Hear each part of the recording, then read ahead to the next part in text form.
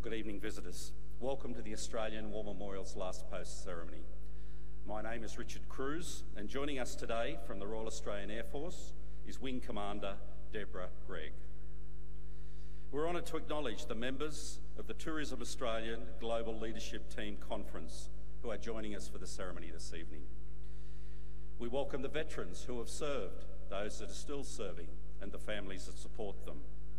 We acknowledge the members of RSL and Services Clubs Association, RSL Victoria and RSL Queensland, who are watching the broadcast of this ceremony across Australia. During this evening's ceremony, wreaths will be laid at the base of the Pool of Reflection by visitors to the memorial.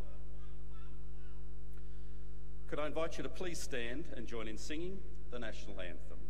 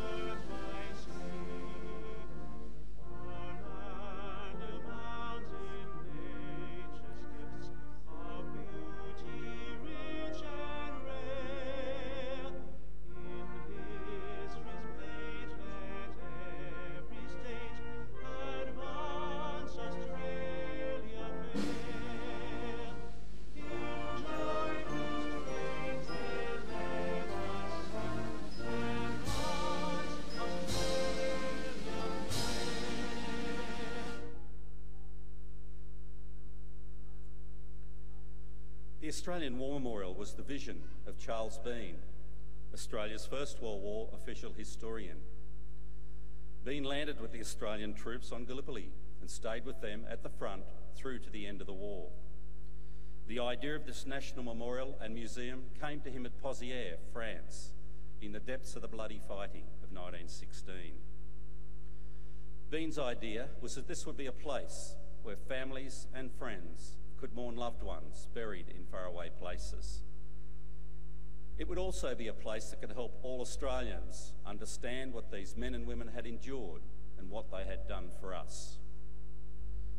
Bean's vision, to which we remain true, is best expressed as inscribed in the entrance to the memorial's galleries.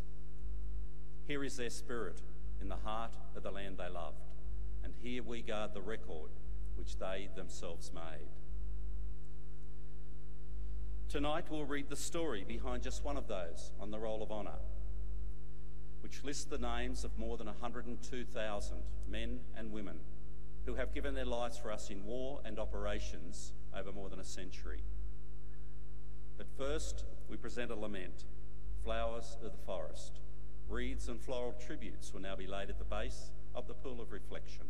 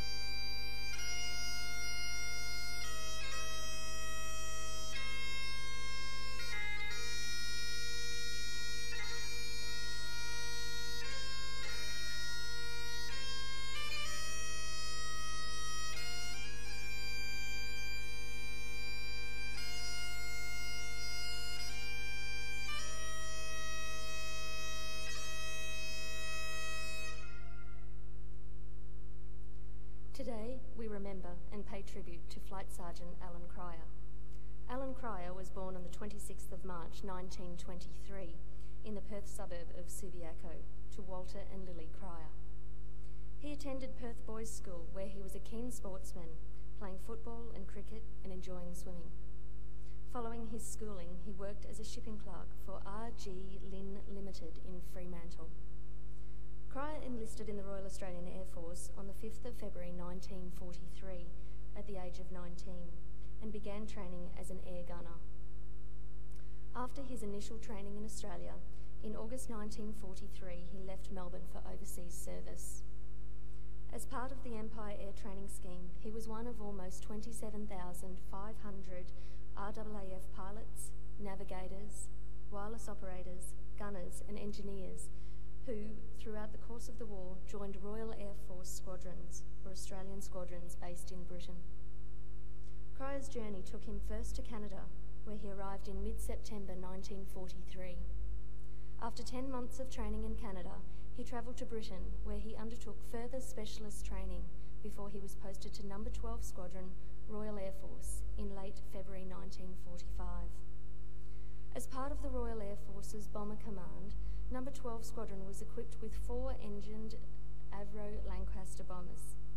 On the night of the 3rd of March 1945, the Lancaster, in which Cryer was the mid-upper gunner, was undertaking a training flight and was shot down near Stockwith, Lincolnshire. Cryer and all 6 of his fellow crewmates, Australian Flight Sergeants Ronald Horstman, Walter Pridmore, George Davis and Alexander Weston, and British crewmates Pilot Officer Arthur Thomas and Flight Sergeant Thomas McCaffrey were killed. The bodies of the crew were recovered from the crash, and Cryer and his Australian crewmates were buried side by side in the RAF plot at Cambridge City Cemetery. Alan Cryer had been with the squadron for less than a week. He was 21 years old. His name is listed here on the Roll of Honour on my left, among some 40,000 Australians who died while serving in the Second World War. A photograph of his headstone is displayed beside the pool of reflection. This is but one of the many stories of service and sacrifice told here at the Australian War Memorial. We now remember Flight Sergeant Alan Cryer, who gave his life for us, for our freedoms, and in the hope of a better world.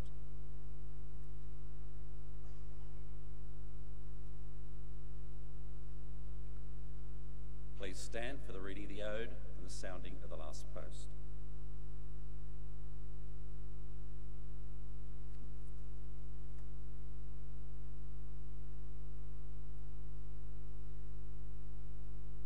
They shall grow not old, as we that are left grow old. Age shall not weary them, nor the years condemn. At the going down of the sun and in the morning, we will remember them. We will remember them.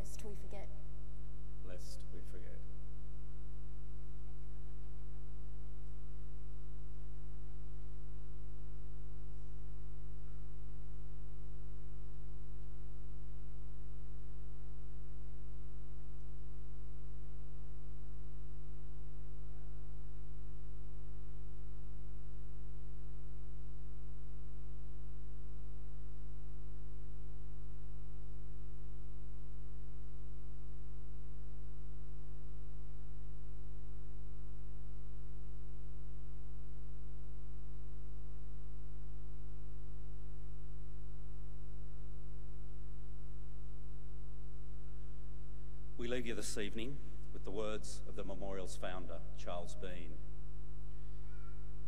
Many a man lying out there at Pozières or in the low scrub at Gallipoli with his poor, tired senses barely working through the fever of his brain has thought in his last moments, well, it's over.